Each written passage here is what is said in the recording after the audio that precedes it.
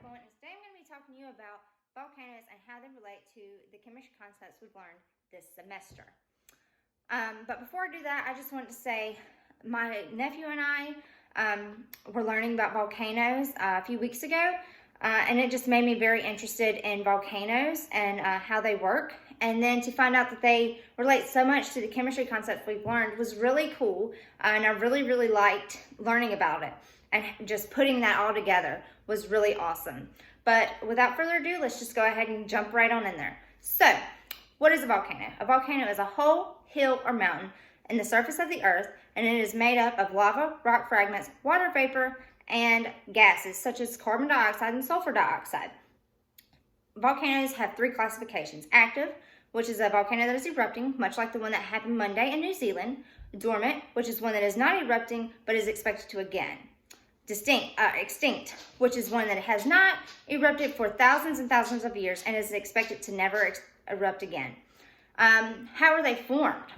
A volcano is formed, the earth is comprised of 17 tectonic plates on the surface. Now these plates are moving constantly at about the rate your fingernails grow.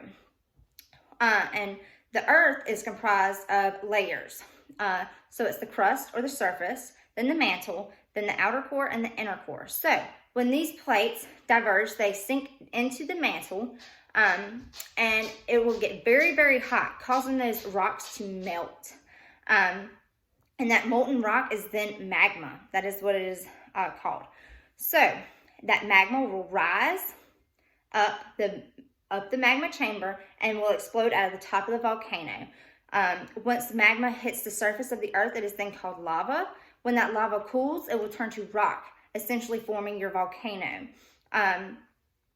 Volcanoes, they become bigger and bigger every time they erupt.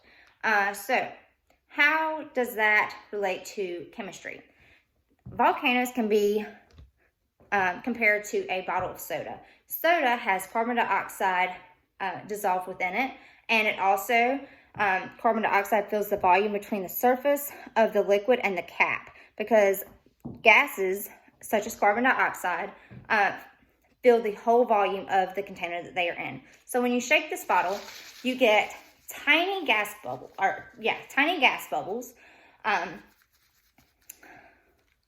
See, just like that. If I was to take this top off, they would spew everywhere, because these gas bubbles are very tiny in volume but very high in pressure. And so when you take that cap off, they will expand and burst out.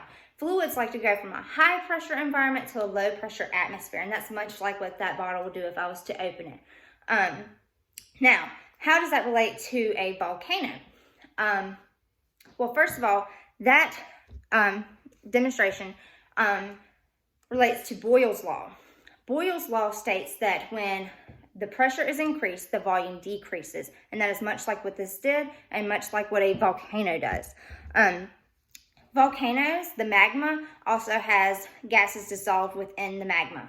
And so the magma will, or the gases dissolved within it will then rise out from the magma and become its own, or rise from the magma solution and become and that's called an exo solution. And that will form gas bubbles. And those gas bubbles will also help move that magma up the magma chamber and cause it to spew out. But it's not just not just Boyle's law that says how a volcano erupts.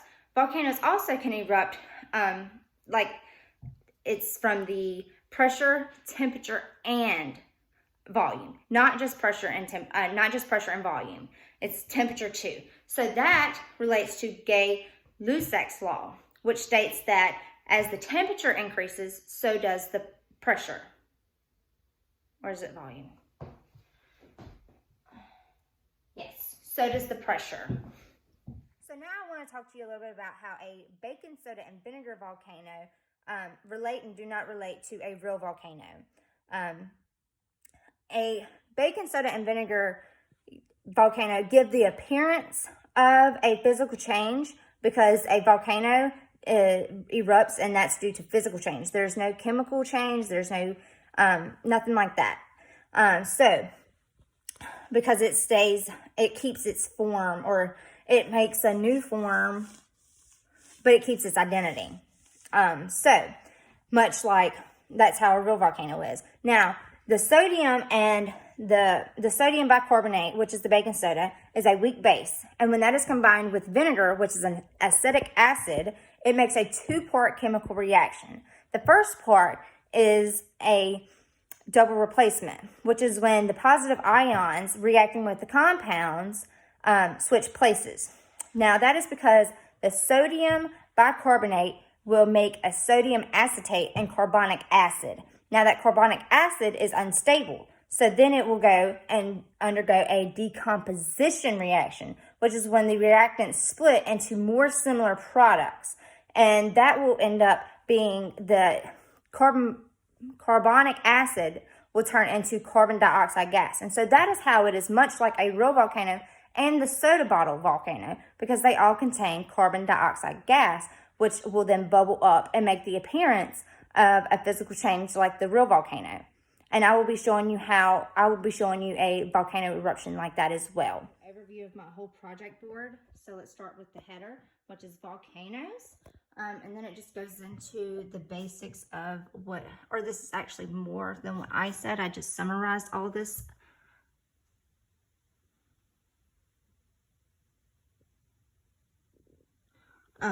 Here is the structure of a volcano. This is explosive and effusive. It's just showing you the different types of eruptions that can happen with a volcano. This is just showing you a picture representation of how the gas bubbles help the magma rise up through the magma chamber and cause the volcano to erupt. Here's the diagram of the different layers of the earth. Here is the chemical reaction equation that happens with the baking soda and vinegar volcano. And then here is just a picture showing you what would have happened if I had to release the top on that soda. And here is some more information about the baking soda and vinegar volcano. And then my references. And then just my conclusion, which is that although carbon dioxide acts as the main gas driving the soda bottle and the baking soda and vinegar volcano, it is not the main principle in an actual volcano, as water vapor also helps that. Lastly, I just wanted to show you a visual concept of the baking soda and vinegar volcano. So here I have made a erupting volcano. It already has baking soda in it. I have the vinegar in my hand, and I also added a little bit of dish detergent just so that the gas bubbles will bubble a little bit more, so you get that actual real volcano feel or eruption. All right, so here we are going to pour this in here. Now, as we pour it in there, it will erupt. See, just like a real volcano, giving you that real volcano eruption feel.